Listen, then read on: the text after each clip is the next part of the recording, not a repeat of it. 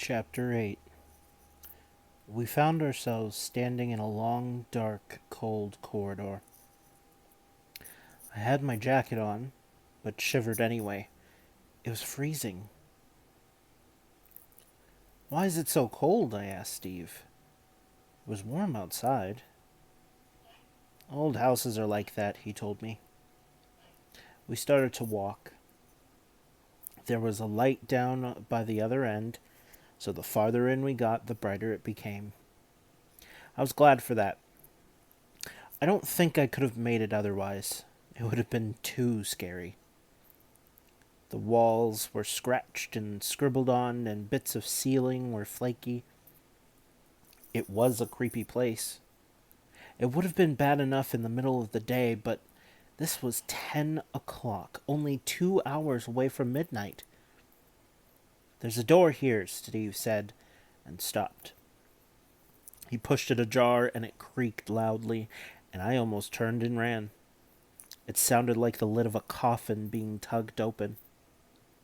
Steve showed no fear and stuck his head in. He said nothing for a few seconds while his eyes got used to the dark, and then he pulled back.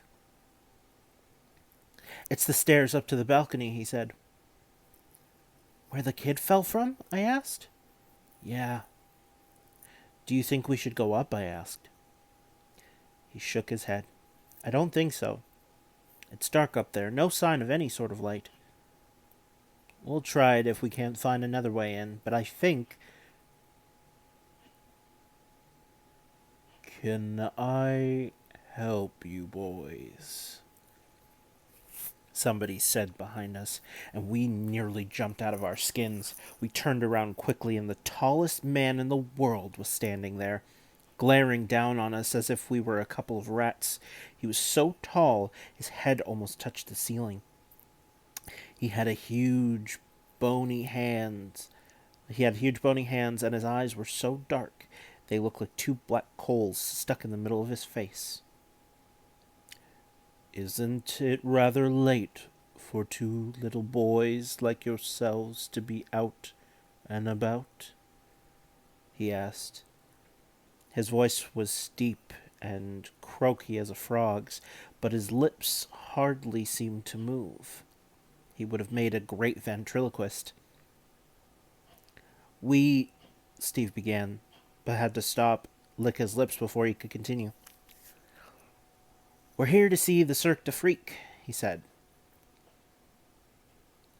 "Are you?" The man nodded slowly. "Do you have tickets?" "Yes," Steve showed. "Very good," the man muttered. Then he turned to me and said, "How about you, Darren? Do you have a ticket?" "Yeah," I said, reaching into my pocket. And then I stopped dead in my tracks. He knew my name. I glanced at Steve, and he was shaking in his sneakers. The tall man smiled. He had black teeth, and some were missing, and his tongue was a dirty shade of yellow. "My name is Mr. Tall," he said. "I own the Cirque du Freak." How did you know my friend's name?" Steve asked bravely. Mr. Tall laughed and bent down so he was eyeball to eyeball with Steve. "I know lots of things," he said softly. "I know your names.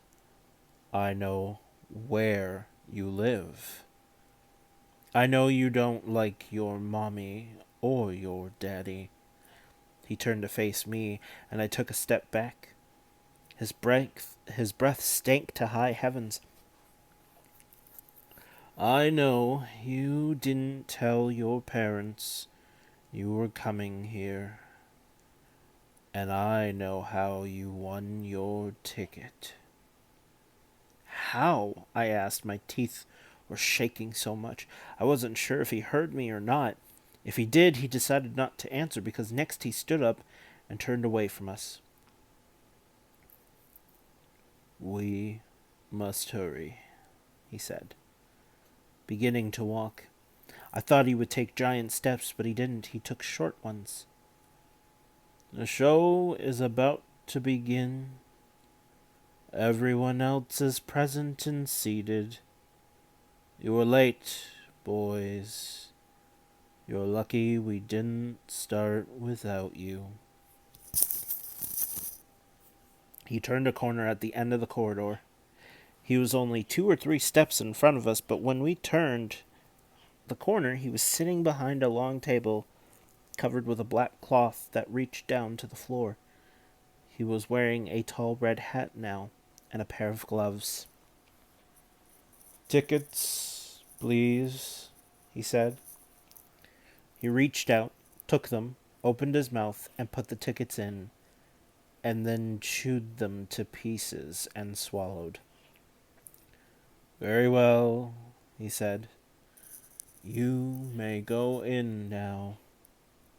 We don't normally welcome children, but I can see you two are fine, courageous young men.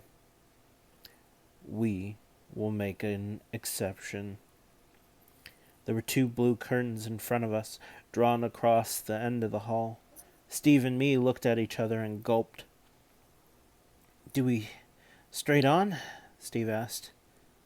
"Of course," Mr. Tull said. "Isn't there a lady with a flashlight?" I asked.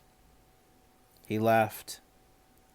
"If you want someone to hold your hand," he said, "you should have brought a babysitter." That made me mad, and I forgot for a moment how afraid I was. "All right," I snapped, stepping forward, surprising Steve. "If that's the way it is." I walked forward quickly and pushed past the curtains. I don't know what those curtains were made of, but they felt like spider webs. I stopped once I passed them. I was in a short corridor, and another pair of curtains that were draped across the walls a few yards in front. There was a sound behind, and then Steve was beside me. We could hear noises on the other side of the curtains. "Do you think it's safe?" I asked. "I think it's safer to go forward than backward," he answered. "I don't think Mr. Tull would like it if we turned back." "How do you think he knew all that stuff about us?" I asked. "He must be able to read minds," Steve replied. "Oh," I said. I thought about that for a few seconds. "He nearly scared the life out of me," I admitted. "Me too," Steve said. Then we stepped forward. It was a huge room. The chairs had been ripped out of the theater long ago, but the deck chairs had been set in their place. We looked for empty seats. The entire theater was packed, but we were the only children there. I could feel people watching us and whispering. The only spaces were in the 4th row from the front. We had to step over lots of legs to get there, and people were grumbling.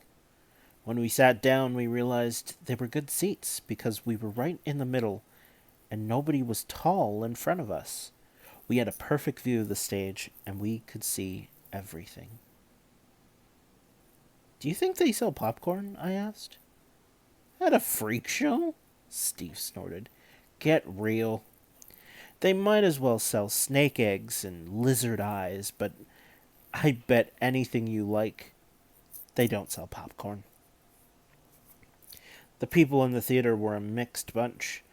Some dressed stylishly, others in sweatsuits. Some were as old as the hills, and others were just a few years older than Steve and me. Some chatted confidently to their companions and behaved as though at a soccer game. Others sat quietly in their chairs and gazed around nervously. What everyone shared was a look of excitement. I could see it in their eyes, the same light that was shining in Steve's and mine. We all somehow knew that we were in for something special, the likes of which we'd never seen before. Then a bunch of trumpets blew, and the whole place went quiet.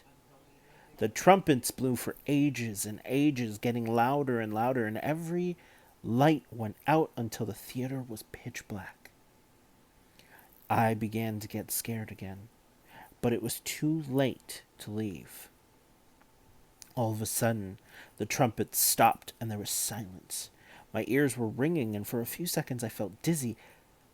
Then I recovered and sat straight up in my seat. Somewhere high up in the theater, someone switched on a green light, and the stage lit up. It looked eerie. For about a minute, nothing else happened. And then 2 men came out, pulling a cage. It was on wheels and covered with what looked like a huge bearskin rug. When they got to the middle of the stage, they stopped, dropped the ropes, and ran back into the wings. For a few seconds, more silence. Then the trumpets blew again. 3 short blasts.